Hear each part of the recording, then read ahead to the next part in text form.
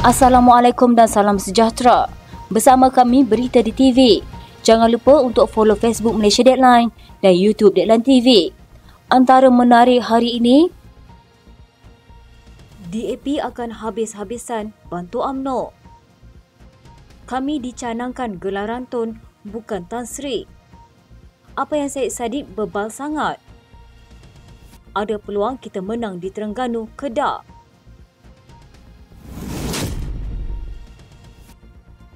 Menurut Pengerusi Pakatan Harapan Pulau Pinang, Chow Kun Yeow, tiada lagi perbincangan di peringkat negeri mengenai pengagihan kerusi di antara Pakatan Harapan dan Barisan Nasional untuk pilihan raya negeri di Pulau Pinang. Chow yang juga Ketua Menteri Pulau Pinang berkata mesyuarat di peringkat pusat masih berterusan, namun perbincangan di peringkat negeri boleh dianggap selesai.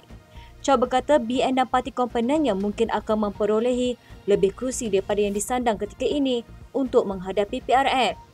Katanya mengikut prinsip penyandang, mereka BN ada 2 kerusi tetapi masih ada ruang yang mana kerusi-kerusi sebelum ini dimenangi oleh pihak lain, PAS dan Bersatu. Inilah ruang untuk mengagihkan kerusi-kerusi itu kepada BN dan oleh itu mereka berpotensi untuk mendapatkan lebih kerusi daripada apa yang disandang ketika ini.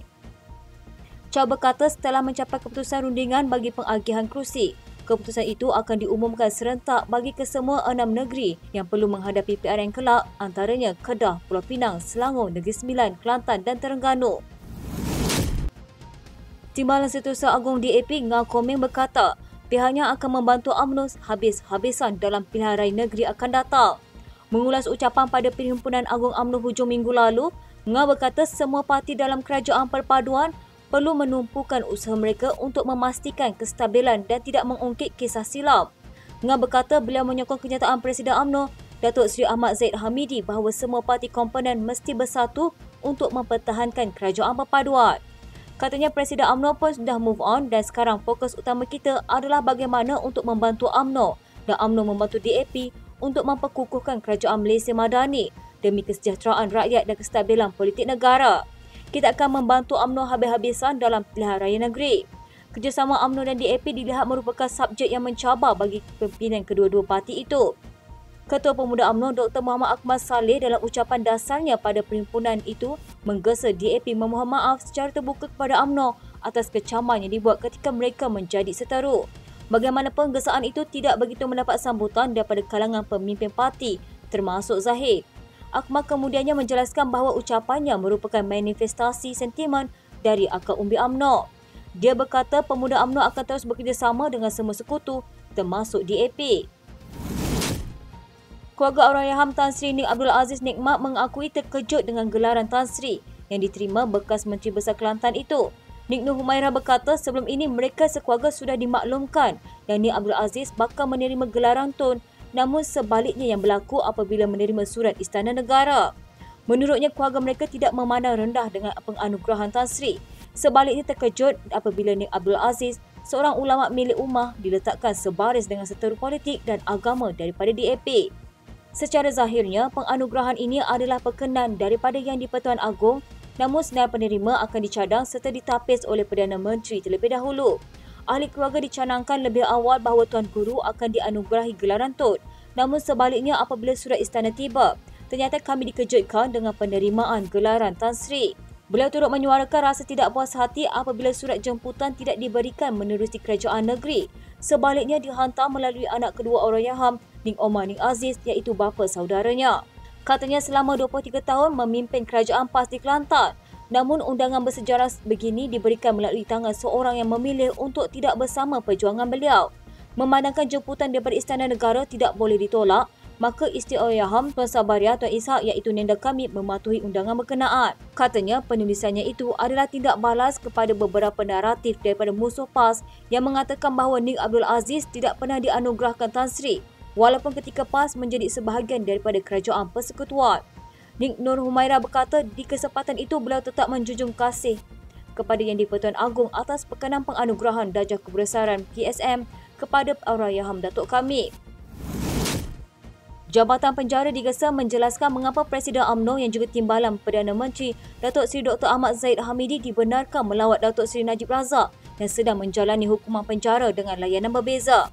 Peguam Kanam Muhammad Hanif Khatri Abdul Hanif berkata ada tata cara dan proses serta prosedur tertentu yang membolehkan pelawat berjumpa dengan banduan.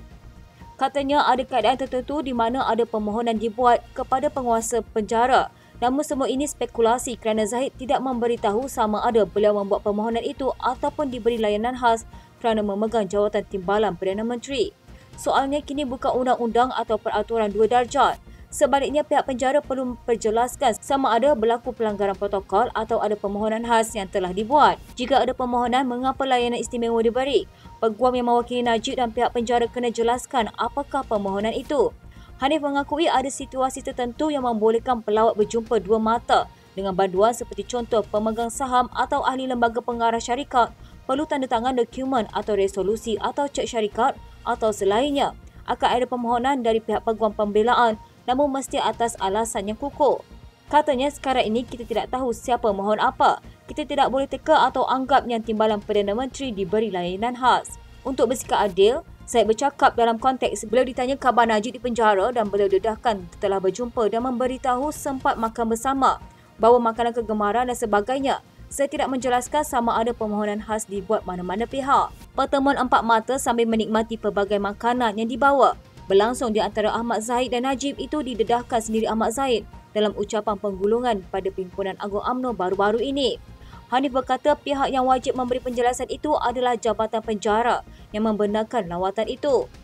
Hanif menambah setiap perkara perlu ada penyelesaian dan beliau meminta rakyat Malaysia hentikan budaya membuat spekulasi dan buruk sangka. Katanya, dapatkan maklumat yang tepat tidak perlu diperbesarkan perkara selagi boleh diselesaikan dengan penjelasan pihak berwajib. Ketegangan antara PKR dan Ikatan Demokratik Malaysia memuncak apabila perdebatan berkaitan skandal projek kapal tempur pesisir berterusan. Dalam kenyataan terbaru, Timbalan Ketua Penerangan PKR, Razif Rakimi membidas dan mempersoalkan apakah Ahli Parlimen MUAS Syed Saddiq Syed Abdul Rahman terlalu bebal untuk memahami keputusan Speaker Dewan Rakyat yang menolak usul bagi membahaskan isu LCS. Ia selepas Syed Saddiq yang juga Presiden Muda menegaskan dia akan terus bersuara berhubung isu LCS meskipun berdepan ugutan. Razif dalam kenyataannya bertanya apa yang Syed Saddiq bebal sangat tak faham. Menurutnya, kenyataan Angkatan Muda Keadilan Ahad lalu merupakan teguran atas kebiadapan Syed Saddiq yang memutarbelit fakta usul ditolak. Katanya, namun hari ini beliau memutarbelit teguran AMK sebagai satu ugutan supaya beliau tidak menyuarakan isu rakyat dan ini sangat tidak benar. Skandal LCS merujuk kepada projek di mana BNL sepatutnya menyerahkan kapal pertama daripada 6 kapal kepada tentera laut. Kapal pertama yang sepatutnya dihantar pada 2019, pada masa ini tiada kapal yang habis siap. Timbalan Presiden UMNO Muhammad Hassan yakin BN mampu membuat kejutan dan menawan semula Kedah dan Terengganu menjelang pilihan raya negeri. Bagaimanapun, timbalan pengerusi BN itu memberi peringatan ini hanya akan dicapai jika semua ahlinya bersatu hati dan tidak mengamalkan budaya caketing. Katanya kita mahu pastikan supaya BN dapat bertapak semula dan juga kalau boleh macam negeri swing state macam di Terengganu dan Kedah itu peluang untuk menang ada. Bukan saya kata kita boleh rampas tapi peluang untuk menang ada dengan syarat kita kerja kuat. Kita tidak bertelengkar antara satu sama lain dengan syarat kita masuk pilihan raya ini guna strategi yang betul tepat pilihan calon yang boleh memenangkan kita. Menurutnya, pertelingkahan sesama ahli tidak seharusnya berlaku kerana ia bukan sahaja melemahkan parti tetapi menyebabkan pengundi terutama pengundi atas pagar beralih ke parti lawan. Katanya itu sebab banyak tempat pilihan raya sebelum ini negeri-negeri kita kalah bukannya parti lawan kuat tetapi kita bertelingkah sesama sendiri. Keluar saja nama calon, tutup bilik gerakan, keluar poster, keluar banner. Macam mana nak menang kalau macam itu? Sudah melawankan semangat orang-orang atas pagar tengok apa punya parti macam ini. Jadi patut-patut dia undi kita langsung dia tidak undi kita. Jadi itu yang saya katakan tadi, elakkan pertelingkahan. Elakkan perbalahan dan satu hati untuk kita mengharungi pilihan raya negeri ini. Kalau nak menang, buat cara nak menang. Dalam pada itu, Muhammad juga dilaporkan yakin mampu mengekalkan kemenangan di 3 negeri iaitu Selangor, Negeri Sembilan dan Pulau Pinang yang kini dikuasai Kerajaan Perpaduan. 6 negeri yang akan mengadakan PRN adalah Selangor, Negeri Sembilan, Pulau Pinang, Kedah, Kelantan dan Terengganu. Selangor, Negeri Sembilan dan Pulau Pinang kini berada di bawah pentadbiran Pakatan Harapan, manakala Kedah, Kelantan dan Terengganu di bawah Perikatan Nasional. Sekian berita pagi di TV pada hari ini. Jangan lupa untuk follow Facebook Malaysia Deadline dan YouTube Deadline TV.